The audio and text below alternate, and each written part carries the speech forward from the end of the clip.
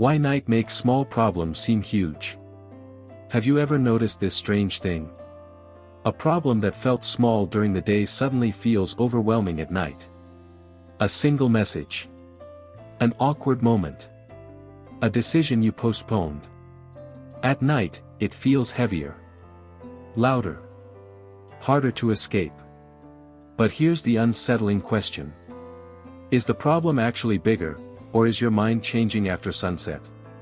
Stay with me, because once you understand what night does to your brain, you'll never think about your late-night thoughts the same way again.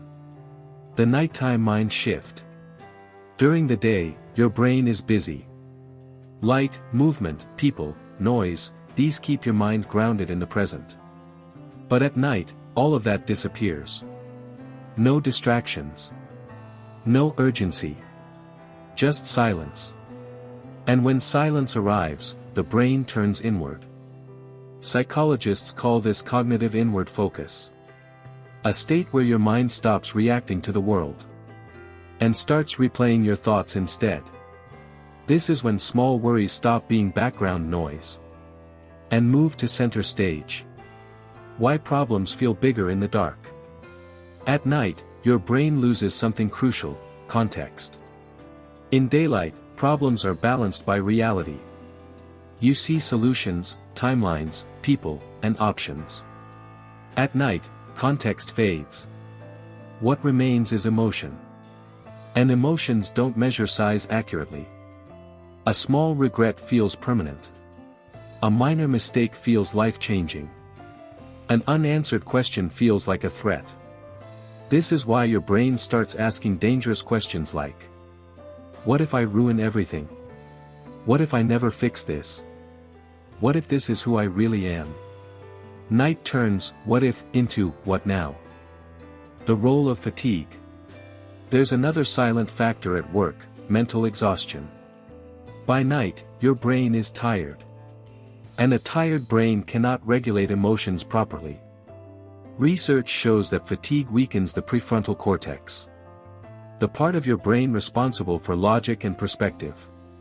At the same time, the amygdala, your emotional alarm system, becomes more active. This imbalance creates a perfect storm: less logic, more emotion, more fear. So the problem didn't grow. Your ability to handle it quietly stepped away. Why night thinking feels so real. Here's the most dangerous illusion of nighttime thinking. It feels true. Thoughts at night arrive slowly, deeply, convincingly. Your brain whispers instead of shouting. And whispers feel more honest. But feeling real does not mean being real. At night, your brain fills gaps with assumptions, not facts. It predicts worst-case scenarios and treats them as evidence. This is why night thoughts feel so personal, so emotional, so convincing. Even when they're completely distorted. Section 5, Evolutionary Reason, 540 to 650. There's an ancient reason behind this. For thousands of years, night meant danger. Predators. Uncertainty. Vulnerability. Our brains evolved to become hyperalert after dark. Even today, your nervous system doesn't know you're safe in bed. It still behaves as if night equals risk. So your mind scans for threats. And emotional problems become the easiest target. Your brain is not trying to hurt you. It's trying to protect you, in an outdated way. Why you should never decide at night. This is why psychologists warn against making decisions at night.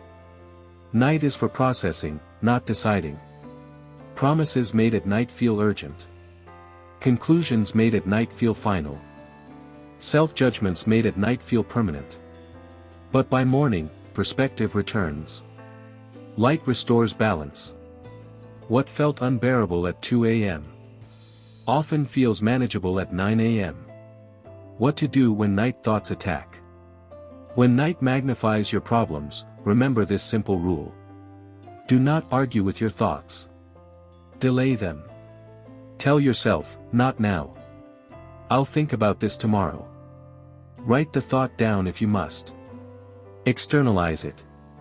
Remove it from your mind.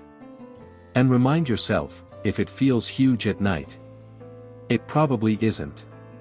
Night doesn't reveal the truth about your life. It reveals the limits of a tired mind. So the next time your thoughts feel heavy after dark, don't believe them blindly. Sometimes, the problem isn't your life. It's just the night talking.